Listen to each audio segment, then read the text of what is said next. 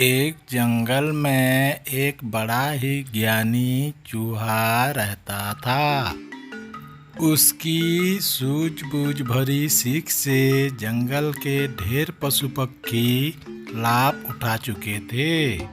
एक बार उस जंगल में एक कौवा आया।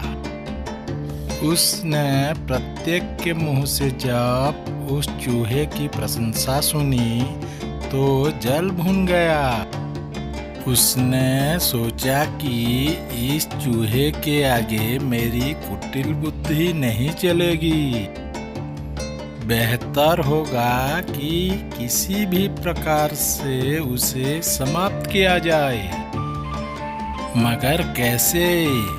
वह बड़ा ज्ञानी है। यदि मैं उससे शत्रुता करता हूँ तो यह सारा जंगल मेरा दुश्मन हो जाएगा। इससे तो मित्रता करनी चाहिए। यह सोचकर कौवा बोला, अरे भाई चूहे, तुम बड़े ज्ञानी, नेकदिल और समझदार हो। मैं तुमसे दोस्ती करना चाहता हूँ। मेरा इस जंगल में कोई मित्र नहीं है। क्या तुम मेरा मित्र बनना पसंद करोगे?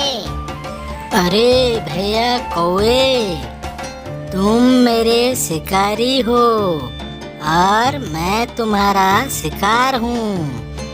ऐसे में हमारी तुम्हारी मित्रता कैसे हो सकती है?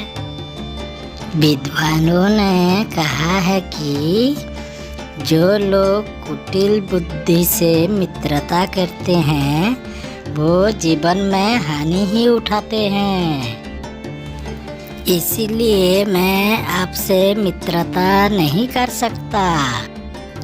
अरे भैया चूहे, मैं तुम्हारे द्वार पर बैठा हूँ।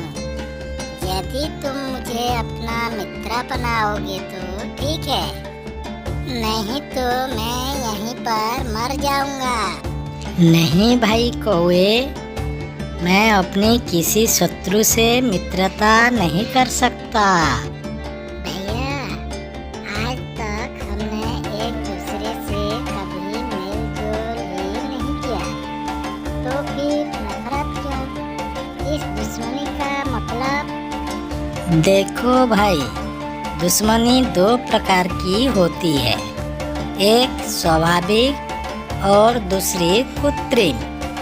कृत्रिम शत्रुता एक बार कृत्रिम दोषों के नष्ट हो जाने से समाप्त ही हो जाती है, परंतु जन्मजात शत्रुता जान लिए बिना नहीं जाती।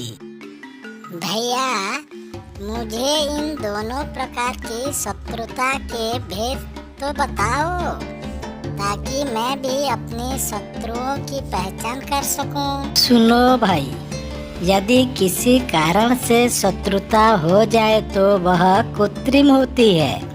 वह उस कारण के दूर हो जाने से समाप्त हो जाती है, परंतु स्वाभाविक शत्रुता कभी समाप्त नहीं होती।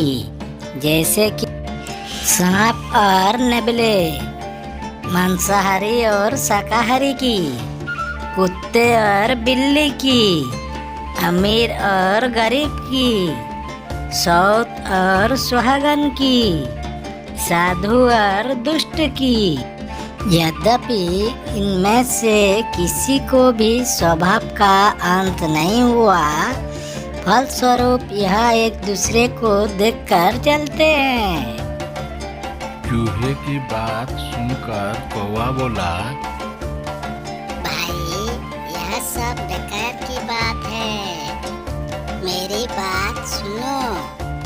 किसी कारण से मित्रता और किसी कारण से ही शत्रुता होती है।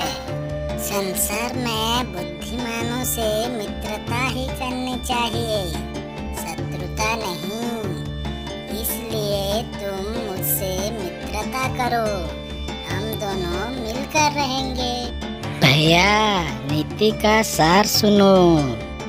जो एक ही बार देखे गए से मित्रता करना चाहता है वह उसी प्रकार मृत्यु को बुलाता है जैसे खच्चरी गर्भवती होकर मर जाती है। यूं तो मैं गुणी हूँ, परंतु मेरे साथ कोई शत्रुता नहीं करेगा ऐसा भी नहीं हो सकता। यह भी कहा गया है, विद्वान जैमिनी मुनि को हाथी ने मार दिया था और महाविद्वान पिंगलाचार्य को सागर तट पर मगर खा गया। आपको पता है?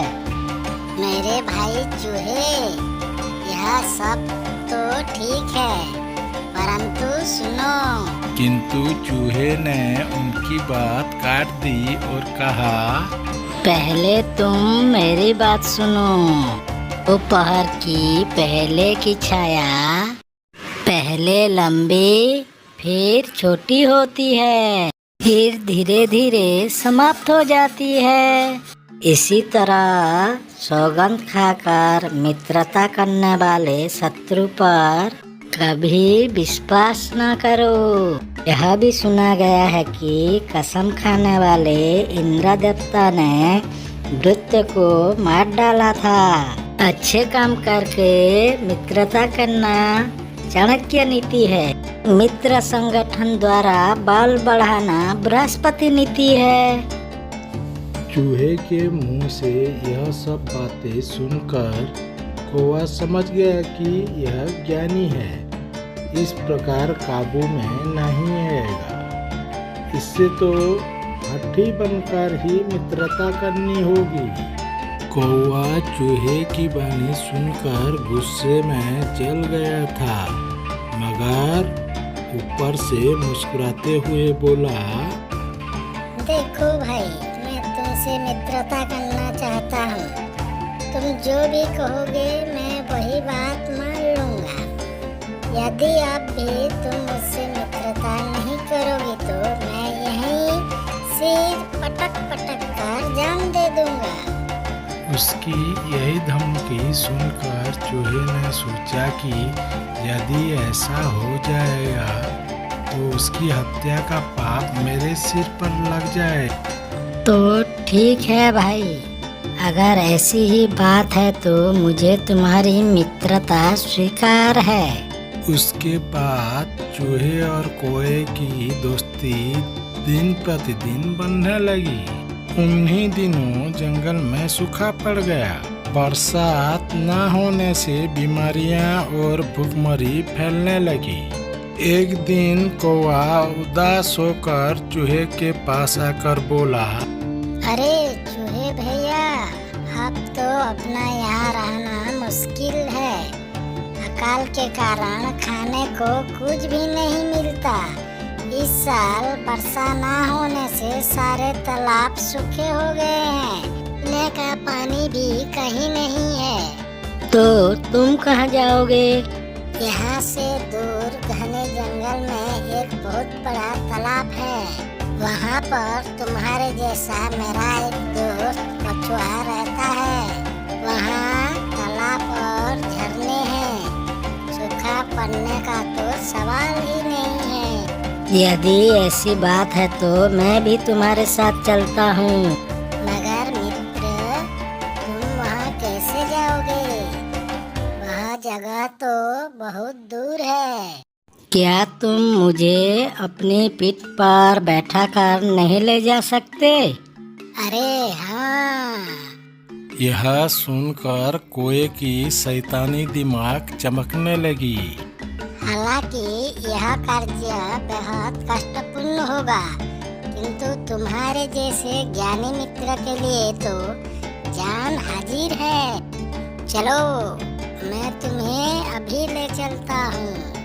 कौवा उसे लेकर चल दिया और उसने बड़े ऊंचे उड़कर चूहे को पहाड़ पर गिरा दिया, जिससे चूहे की मौत हो गई। तब कहीं जाकर कौवे को शांति मिली। अगर आपको ये वीडियो अच्छा लगा तो लाइक, सब्सक्राइब एंड शेयर कर दीजिएगा।